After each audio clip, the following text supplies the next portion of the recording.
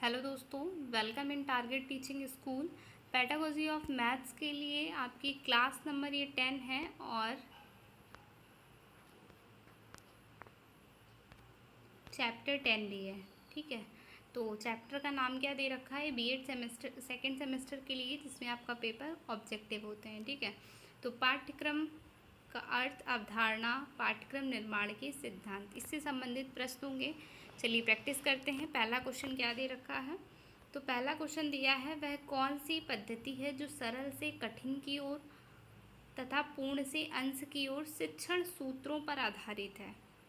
तो संकेंद्रीय पद्धति जो होती है इसे बोलेंगे संकेंद्रीय। ठीक है, संकेंद्रीय पद्धति जो होती है वो सरल से कठिन की ओर और पूर्ण से अंश की ओर होती है। चलिए अगले प्रश्न में आते हैं। दूसरे नंबर में, किस पाठ्यक्रम का मुख्य उद्देश्य छात्रों को विषय से संबंधित ज्ञान प्रदान करना, गणित विषय संबंधी समझ उनमें विकसित करना है? तो ये विषय केंद्रित पाठ्यक्रम जो होता है उसी में ये सब होता है कि हम समझ विकसित करें छात्रों में, मुख्य उद्देश्य और ज्ञान प्रदान करना, तो विषय केंद्रित पाठ्यक्रम में। चलिए अगले प्रश्न में आते हैं। तीसरे नंबर में, किस पाठ्यक्रम का मुख्य उद्देश्य बालकों को विभिन्न विषयों की आवश्यकताओं, प्रवृत्तियों, मानसिक शक्तियों तथा उनके वातावरण का पूरा ध्यान रखना है? तो ऐसा कौन सा पाठ्यक्रम है?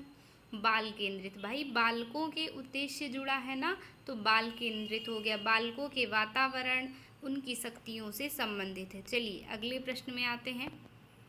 चौथे नंबर में, जब कक्षा में अध्यापक की दृष्टि से विषय वस्तु को, जो विषय वस्तु होती है उसको व्यवस्थित करके शिक्षण किया जाता है तो उसे क्या कहते हैं? जब व्यवस्थित करते हैं अध्यापक की दृष्टि से विषय वस्तु को फिर शिक्षण किया जाता है तो उसे पाठ्य वस्तु कहा जाता है।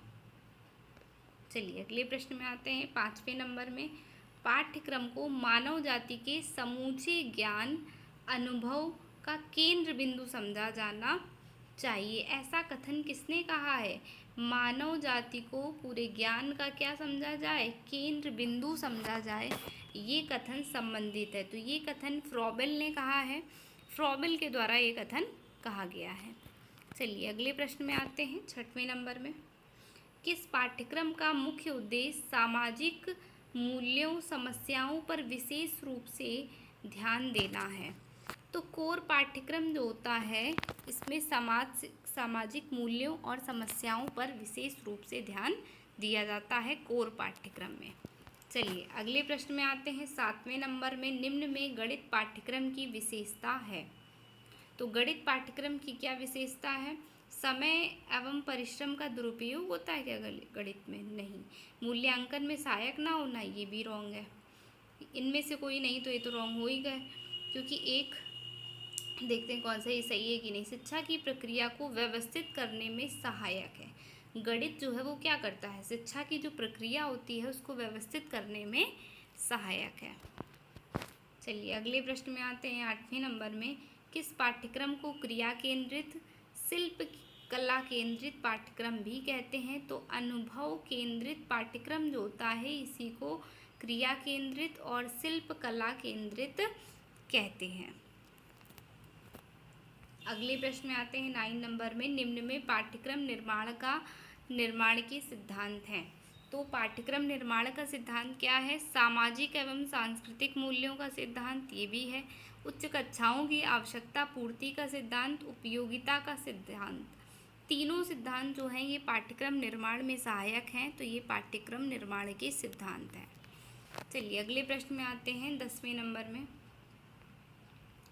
निम्न में माध्यमिक शिक्षा आयोग के द्वारा पाठ्यक्रम निर्माण का सिद्धांत नहीं है।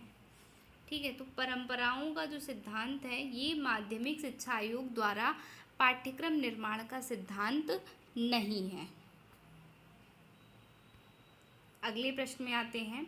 11वें नंबर में, पाठ्यक्रम जो शब्द है ये पाठ्यक्रम शब्द की उत्पत्ति किस शब्द से हुई है? तो ये पाठ्यक्रम को हम लोग इंग्लिश में क्या कहते हैं? करिकुलम कहते हैं ना, तो उसी में जो ये क्यूरेट शब्द से हुई है। अंग्रेजी भाषा में जो करिकुलम कहा जाता है तो वो क्यूरेट से शब्द से जुड़ा हुआ है, तो पाठ्यक्रम किससे जुड़ा है? क्यूरेट से। चलिए अगले प्रश्न में आते हैं। 12वें नंबर में ये क्यूरेट शब्द किस भाषा का है? तो ये लैटिन भाषा का है। किस भाषा का है? लैटिन भाषा का। अगले प्रश्न में आते हैं। क्यूरेट शब्द का क्या अर्थ होता है? तो इसका अर्थ होता है दौड़ का मैदान। ठीक है, क्यूरेट शब्द का अर्थ क्या होता है? दौड़ का मैदान। अगले प्रश्न में आते हैं। प्रकरण के आधार पर पाठ्यक्रम का संगठन क्या कहलाता है? तो प्रकरण जो होते हैं ना, उसके आधार पर पाठ्यक्रम का संगठन जो होता है उसे संकेंद्रीय विधि कहते हैं। क्या कहते हैं? संकेंद्रीय विधि कहते हैं।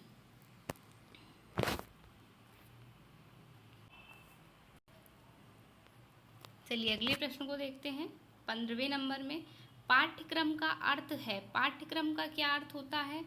विषय वस्तु भी होगा, विभिन्न प्रत्ययों से प्रकरण, विद्यालयी परिस्थितियों में जो विकास का अनुभव होता है वो भी पाठ्यक्रम से जुड़ा हुआ है। तो उपयुक्त सभी जो हैं ये पाठ्यक्रम के अर्थ हो जाएंगे। सेशन कैसा लगा कमेंट करके ज़रूर बताएं। सेशन को लाइक करें, शेयर करें और सब्सक्राइब भी करें चैनल को। Thanks for watching.